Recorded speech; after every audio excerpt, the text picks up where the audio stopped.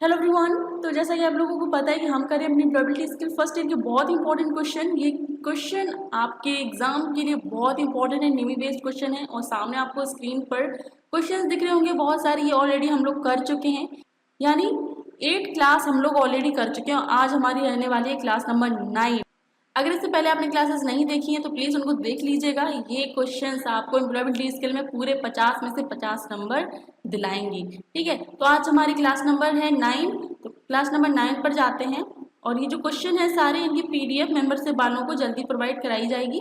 कल संडे है तो संडे को मैं देखूंगी पूरा इस फॉर्मेट को, पीडीएफ फॉर्मेट में चेंज करूंगी इन क्वेश्चंस को।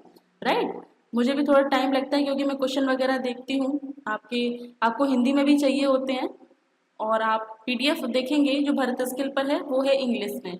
राइट, तो मैं कोशिश करती हूँ कि आप जिसमें कंफर्टेबल है उसमें आपको मैं क्लासेस करवाऊँ, पढ़ाऊँ आपको। तो टॉपिक हमारा वही है जो हमने क्लास नंबर 8 में किया था, financial and legal literacy. Right, class number 9 है। इसकी प्लेलिस्ट ऑलरेडी हमारी बन चुकी है, आप क्लास को लास्ट तक देखिएगा, पूरा देखिए। एक तो मैं बोल रही हूँ पूरा देखिए, आपके एग्जाम के लिए बहुत ही इंपॉर्टेंट है। मतलब 50 में से 50 नंबर लाने हैं ना, तो देखना आपको जरूरी है इन क्लासेस को। राइट, तो प्लेलिस्ट बन चुकी है, कोपा थ्योरी की भी बन चुकी है और एम्प्लॉयबिलिटी स्किल की भी बन चुकी है, तो उनको आप जरूर देख लीजिएगा। स्क्रीन पर शो हो जाएगी लास्ट में। राइट, नहीं तो आप मेरे चैनल पर जाके देख सकते हैं, ढूंढ सकते हैं। नहीं मिले तो आप मुझे कॉमेंट कर सकते हैं।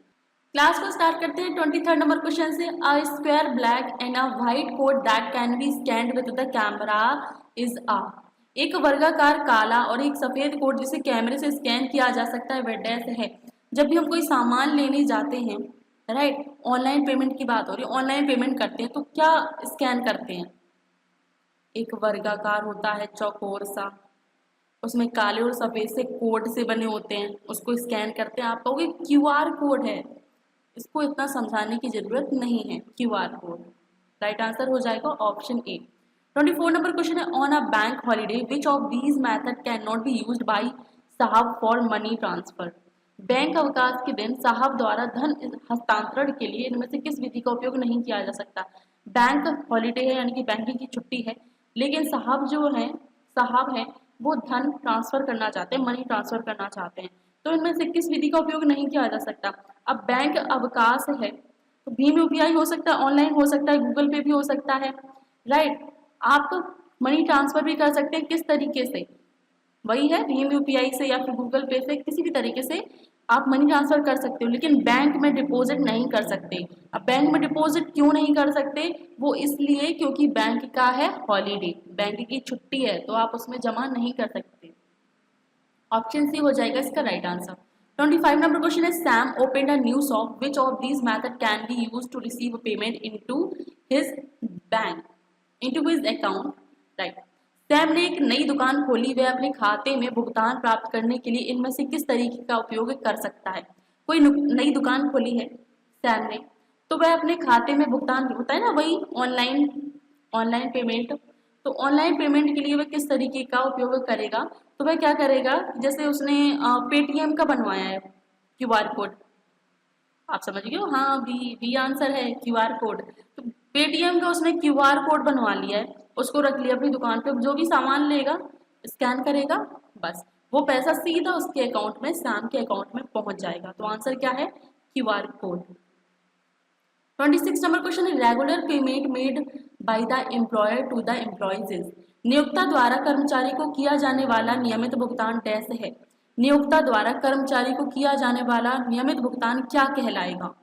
ये क्वेश्चन है। फॉर एग्जाम्पल, जैसे मैं हूँ, मेरा बड़ा चैनल बन जाए तो मैं आपकी और जो ट्रेड है, यू नो आईटीआई की जो ट्रेड है, फिटर, इलेक्ट्रिशियन वगैरह, तो उनके लिए मैं टीचर ढूंढूं, वो मेरे चैनल पर आकर पढ़ाएंगे। राइट, अब वो मेरे चैनल पे आके फ्री में तो ना पढ़ाएंगे ना, अब वो मेरा चैनल है। राइट, मेरा चैनल है, मैं पढ़ा रही हूँ, तो मुझे उसके यूट्यूब पैसे देता है उसी हिसाब से कि कितने व्यूज आपके आ रहे हैं, व्यूज के हिसाब से पैसे मिलते हैं, इतना तो आपको पता ही होगा। तो ऐसे ही अगर मेरा बड़ा चैनल बन जाता है तो मैं कुछ टीचर को हायर करूंगी कि आप मेरे चैनल पर आकर ये ट्रेड पढ़ाओ। राइट, तो मैं उनको, वो एक तरीके से मेरे हो जाएंगे एम्प्लॉई, मेरे चैनल पर आके मेरे लिए काम करेंगे, तो वो मेरे कर्मचारी हो जाएंगे, मेरे एम्प्लॉय हो जाएंगे, तो उनको मैं क्या दूंगी? वेतन ही तो दूंगी ना, कोई ऐसे फ्री में नहीं पढ़ा जाएगा। अब रिश्तेदार भी नहीं पढ़ाते हैं फ्री में, वो भी कहेंगे कि भैया अब तो पैसे का ज़माना है, अपना व्यवहार अलग जगह, पैसे का व्यवहार अलग जगह। तो सैलरी हो जाएगी, वेतन जो है वो कर्मचारी को दिया जाएगा नियोक्ता के द्वारा। 27 नंबर क्वेश्चन है, deduction should be paid from the, कटौती का भुगतान डैश से किया जाना चाहिए। जो डिडक्शन है, जो कटौती है, उसका भुगतान किससे किया जाना चाहिए? Gross salary, net salary, earning salary या फिर बेसिक सैलरी। तो जो ग्रॉस सैलरी है, सकल वेतन है, उससे कटौती का भुगतान जो है वो सकल वेतन से किया जाना चाहिए। 28 नंबर क्वेश्चन है, the government collects dash from the citizen, सरकार नागरिकों से डैश वसूल करती है। सरकार है भैया, वो नागरिकों से क्या वसूल करती है? लोन, टैक्स, डिडक्शन या फिर कन्वेंस। भैया सरकार जो है वो टैक्स ही तो वसूल करती है। बहुत बोलते हैं कि टैक्स भरा करें, जो भी एलिजिबल हैं टैक्स भरने की, जो इनकी कमाई है लिमिट से ऊपर है, वो टैक्स भरा करें, राइट। तो टैक्स है वो सरकार नागरिकों से वसूल करती है। 29 नंबर क्वेश्चन है, Kartik has join a new company, his salary is 3 lakh per year, this is his dash salary. Kartik एक नई कंपनी में शामिल हो गया, उनकी सैलरी 3 लाख प्रति वर्ष है, यह उनका डैश वेतन है। अब एक सवाल है मेरा, आप बता सकते हैं कि अगर कार्तिक की सैलरी 3 लाख पर ईयर है, पर ईयर सॉरी वाई है यहाँ पे, 3 लाख पर ईयर है, कर देती हूँ per year, 3 lakh per year है, तो कार्तिक का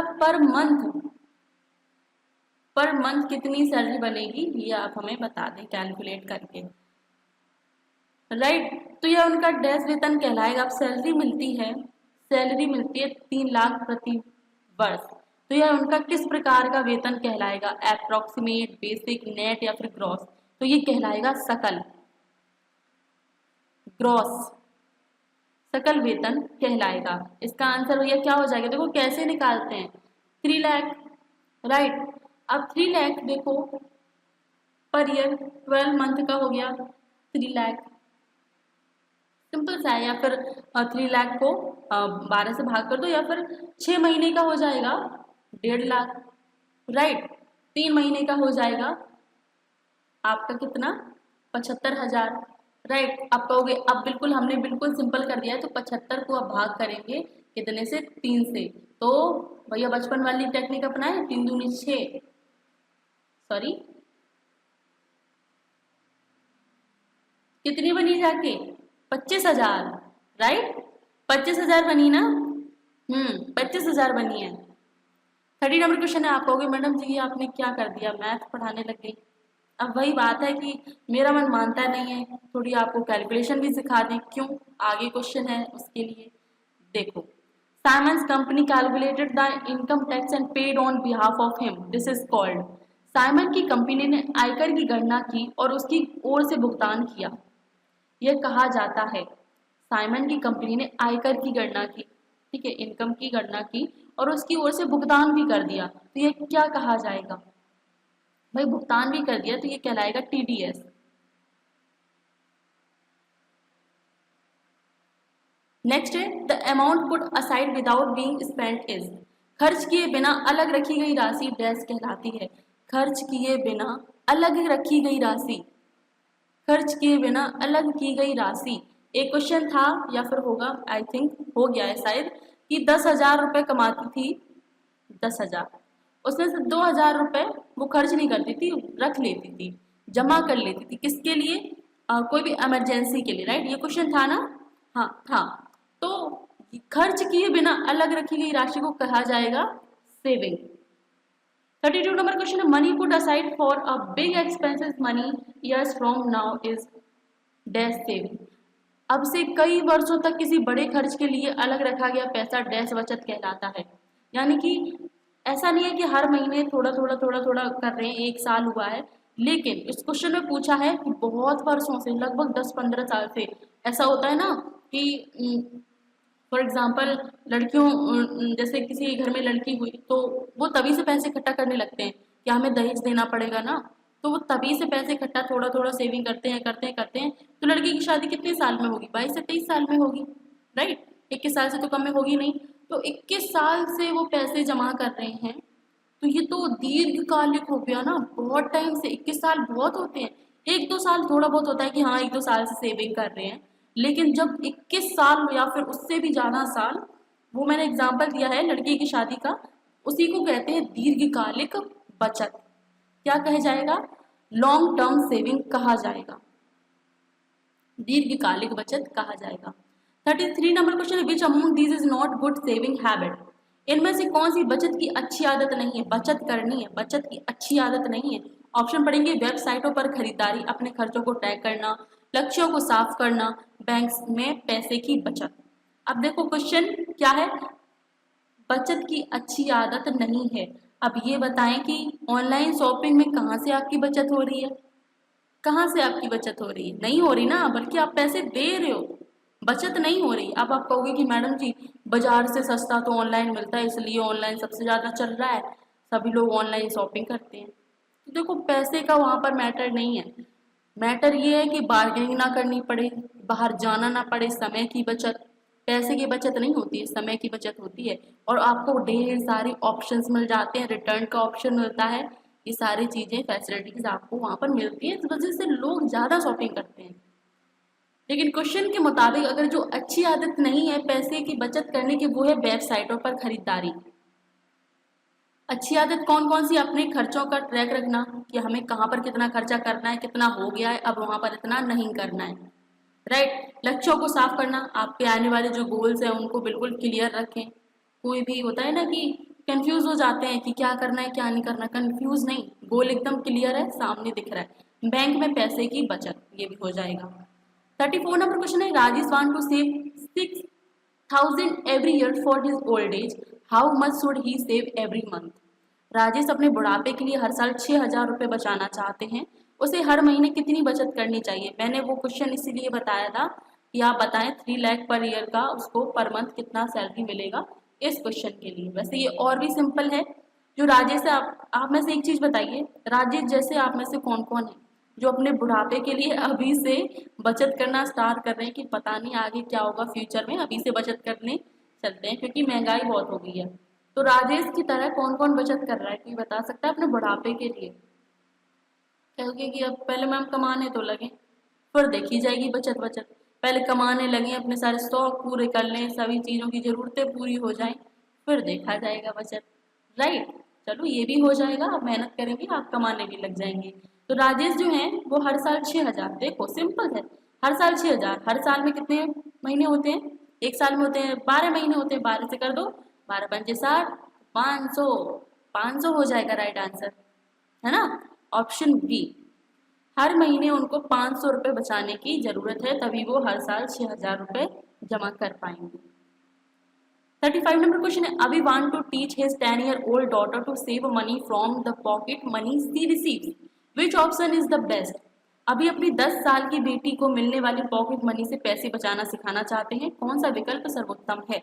अब जो अभी है वो अपनी 10 साल की बेटी को पॉकेट मनी, मतलब बच्चों को पॉकेट मनी मिलती है, हम लोगों को तो नहीं मिलती थी ना पहले, हम लोगों को तो, मुझे तो बिल्कुल याद नहीं कि पॉकेट मनी मिलती भी थी कि पापा ने अपनी सैलरी में से रुपए दे दिए हो कि ये लो 100 रुपये तुम्हारी पॉकेट मनी, ऐसा कभी नहीं किया है, हम लोगों के साथ नहीं हुआ है। लेकिन अब थोड़ा सा ट्रेंड अलग है, बच्चों का पॉकेट मनी, पिगी बैंक होता है ना, पिगी बैंक देखने में तो अच्छा लगता है वो पिगी बैंक या फिर पिगी, लेकिन जब पास में आता है तो सब भागते हैं कि अरे भैया आया आया, कौन आया राइट। तो वही है कि जो अभी है वो अपनी 10 साल की बेटी को पॉकेट मनी बेचारी को मिल रही है, उसमें से भी बचत करना सिखा रहे हैं। क्यों? आई थिंक इसमें बेटी इसलिए लिखा है ताकि वो आगे चल के अपना घर संभालेगी वगैरह वगैरह, इसलिए बेटी लिखा है, वैसे बेटा भी लिख सकते थे, लेकिन मुझे ऐसा लगता है कि उन्होंने बेटी इसीलिए लिखा है क्योंकि उसको पॉकेट मनी में से भी बचत करनी है। राइट, तो पैसे बचाना सिखाना चाहते हो तो कौन सा विकल्प सर्वोत्तम है? देखो लोन तो नहीं होगा, लोन लोन ये 2 बार आ गया, तो जो वो है जो भी है ठीक है, ये ऑप्शन नहीं है। पिगी बैंक है हमारा, होता है ना बच्चों के पिगी बैंक ले लेते हैं, मेरे पास पिगी बैंक नहीं, मेरे पास डोरेमोन बैंक है, मतलब डोरेमोन का एक गुल्लक है वो है, पिगी बैंक नहीं है। तो लेकिन बच्चों में आपने ज़्यादातर देखा होगा जहाँ पर भी छोटे बच्चे होंगे उनके घर में एक पिगी बैंक जरूर होगा। और हमेशा जो हमारे पेरेंट्स हैं या फिर बच्चों की जो पेरेंट्स हैं वो हमेशा बोलते हैं इसमें पैसे डालो, बचत करो, फिर गुल्लक फोड़ी जाएगी, भैया इतने पैसे मिले, वो जो बेचारे बच्चे इकट्ठा करते हैं पैसे, पॉकेट मनी से उन्हीं से सेविंग करवाते हो, जो सेविंग फिर निकलती है 5-10 हज़ार रुपये वो खुद ही रख लेते। बेटा तुम क्या करोगे इतने सारे पैसे, मुझे दे दो, तुमसे कहीं खो ना जाए, कहीं कोई तुमसे हड़प ना ले, ऐसा होता है। चलो 36 नंबर क्वेश्चन है, मनी बोरोड फ्रॉम बैंक और अ पर्सन इज।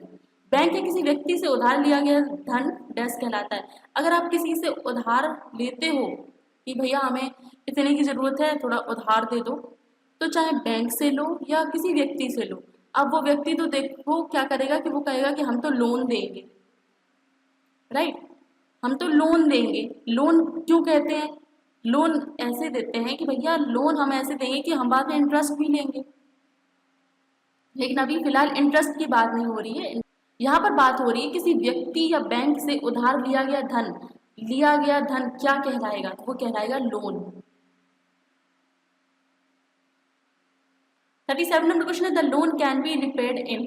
ऋण को डैश में चुकाया जा सकता है।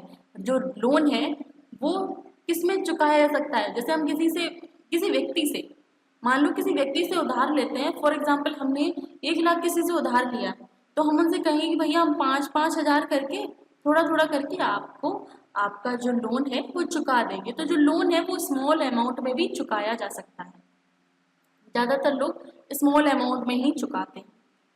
30 नंबर क्वेश्चन है, द प्राइस वी पे फॉर बोरिंग मनी इज। पैसे उधार लेने के लिए हम जो कीमत चुकाते हैं वह डैश कहलाता है। पैसे उधार लेने के लिए हम जो कीमत चुकाते हैं वह क्या कहलाता है। भाई किसी से पैसे लेंगे, अब पैसे लेंगे तो वो लोन के तौर पर देगा, अब लोन के तौर पर लेगा तो वो इंटरेस्ट भी लेगा, राइट। वो सूद समेत होता है ना कि मेरे पैसे मैं तुमको दे तो रहा हूँ लेकिन सूद समेत मेरे को वापस करियो, होता है ना। ये वही कहावत है, ये वही कहावत है जो इस क्वेश्चन में लागू हो रही है। सूद समेत पैसे वापस करना है। पैसे उधार लेने के लिए हम जो कीमत चुकाते हैं वो होता है इंटरेस्ट। नेक्स्ट है, Rita wants to complete her higher education from a good university, which loan should she apply for. बहुत सिंपल क्वेश्चन है। रीता अपनी उच्च शिक्षा किसी अच्छे विश्वविद्यालय से पूरा करना चाहती है तो उसे ऋण के लिए आवेदन करना चाहिए। उसे किस ऋण के लिए, अब भैया वो उच्च शिक्षा के लिए, शिक्षा के लिए है, रीता अपनी शिक्षा के लिए ऋण लेना चाहती है, तो जाहिर सी बात है एजुकेशन लोन होगा। क्या होगा, एजुकेशन लोन। जो एजुकेशन लोन होता है वो बहुत ही आसानी से मिल जाता है स्टूडेंट को। 40 नंबर क्वेश्चन है, Priya's mother had to undergo an expensive surgery, she was able to pay for it through her. Priya की माँ को महंगी सर्जरी करानी पड़ी, वह अपने डैश के माध्यम से इसके लिए भुगतान करने में सक्षम थी। मतलब प्रिया ने ऐसा क्या करवाया था कि मतलब पैसे तो थे नहीं, उसमें क्यों लिखा गया है महंगी सर्जरी। महंगी सर्जरी, भाई उसने मेडिकल इंश्योरेंस ले रखा है ना, लाइफ इंश्योरेंस नहीं करना है, ये नहीं करना है, लाइफ इंश्योरेंस नहीं करना है, मेडिकल इंश्योरेंस।